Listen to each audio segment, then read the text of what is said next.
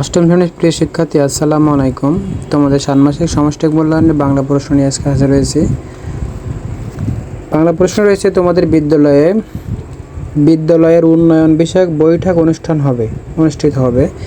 এই বৈঠকে সকল শিক্ষক, শিক্ষার্থী, অভিভাবক একত্র হয়ে শিক্ষার্থীদের নানা প্রয়োজন এবং বিদ্যালয়ের নানা সমস্যার সম্ভাবনা নিয়ে আলোচনা করবেন। এই আলোচনাকে সামনে রেখে শিক্ষার্থীদের কাছ থেকে লিখিত মতামত ও চাহিদা দাবি আহ্বান করা হচ্ছে। বৈঠকে শিক্ষার্থীদের নানা বিষয়ে নিজেদের ভাবনা মতামত প্রকাশের সুযোগ থাকবে। একই দিন বিদ্যালয়ের সকল শিক্ষার্থীকে নিয়ে দেয়াল পত্রিকা উন্মোচন করা হবে। তো দেয়াল পত্রিকা প্রকাশের জন্য শিক্ষার্থীদের কাছ থেকে সৃষ্টিশীল লেখা আহ্বান করা হচ্ছে। এখানে জড়ায় কাজ আছে, কাজ করা জড়ায় আলোচনা করার জন্য নিচে কাজগুলো করো। প্রথমে 1 নম্বর কাজ করতে হবে, বৈঠককে সামনে রেখে বৈঠকের দিন কেন্দ্র করে পাশের সহপাঠীর সাথে আলোচনা করে নিচের কার্যক্রমগুলো অনুসরণ করো। এরপর খাতায় লেখো। কাজগুলো হলো, তোমার বিদ্যালয়ে বিভিন্ন প্রয়োজন বা সমস্যা খুঁজে বের করতে হবে। এসব প্রয়োজন বা সমস্যা নিয়ে কার কার সাথে যোগাযোগ করা যায় তার একটি তালিকা তৈরি করতে হবে। যোগাযোগের মাধ্যম বা উপকরণ কী হতে পারে সেগুলো নির্ধারণ করতে হবে। কাজগুলো করতে গিয়ে বিষয়গুলো তুমি নিজে খুঁজে পেয়েছো আর কোন বিষয়গুলো আলোচনার মাধ্যমে উঠে এসেছে তা উল্লেখ করতে হবে এবং প্রয়োজনে আলাদা সফট করে ব্যবহার করতে হবে। 2 নম্বর প্রশ্ন হবে, তালিকা থেকে যে কোনো একটি প্রয়োজন বা সমস্যা নিয়ে 2টি যোগাযোগ নমুনা তৈরি করতে হবে। এই নমুনা দুটির একটি হবে মৌখিক যোগাযোগ আর একটি হবে লিখিত যোগাযোগ। এই নমুনা দুটি হবে তোমার তালিকার যে কোনো 2 জন ব্যক্তিকে ঘিরে। নমুনা দুটি তৈরি করতে পাশের সহপাঠীর সাহায্য নেওয়া যাবে। সহপাঠীর সাথে কথা বলে তুমি যে কোন বিষয় জানতে পেরেছো তা যোগাযোগের নমুনার লেখার আগে সংক্ষেপে আলাদাভাবে তুলে ধরতে হবে। নমুনার ধারণ এবং বিষয়বস্তু হুবহু এক হওয়া যাবে না। দ্বিতীয় পৃষ্ঠায়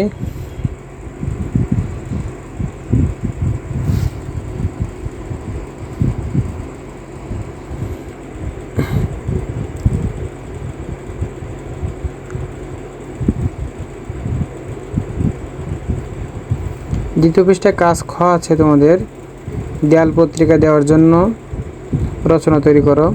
রচনাটি তৈরি করতে নিচের নির্দেশনা ও নমুনাগুলো অনুসরণ করো। কাজটি করতে হবে দলগত আলোচনার মাধ্যমে। প্রতিটি দলে 4 জন করে সদস্য থাকতে পারে। দলের সদস্য নিজেদের মধ্যে আলোচনা করে ঠিক করবে যে কে কোন রচনাটি তৈরি করবে। তবে প্রতিটি দলে বিভিন্ন ধরনের নমুনা থাকতে হবে। রচনায় কাঠামো, বিষয়বস্তু নিয়ে এবং নতুন ধারণা নিয়ে আলোচনা করা যাবে। নমুনা লেখাটির আগে দলীয় আলোচনার মাধ্যমে কি সিদ্ধান্ত নেওয়া হয়েছে তা গুরুত্বপূর্ণ বিষয় ফুটে উঠেছে তা লিখতে হবে।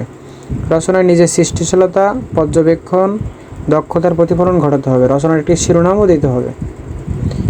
নিচের কয়েক ধরনের লেখার নমুনা দেওয়া হলো, যেমন বিবরণমূলক লেখা, বিদ্যালয়, শ্রেণীকক্ষ, স্কুল মাঠ, পাঠাগার বিবরণ ইত্যাদি।